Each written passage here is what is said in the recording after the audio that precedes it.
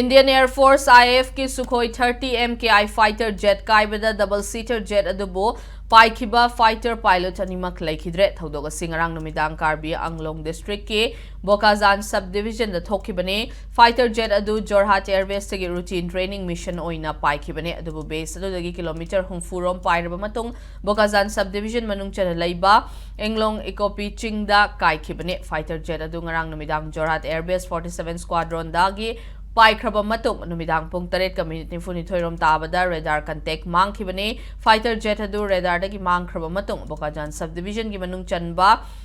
Choki hola kungangi kunja sing na fighter jet adu gi akai basaruk sing thengna rakhibani loina na laikhidraba pilot ani gi hakchang fangkhibani haire fighter jet kaiba adu da laikhidraba squadron leader Anu Samadi flight lieutenant Purvesh Durakar ga mafam da Union Defense Minister Rajnath Singh na awaba fongdorakle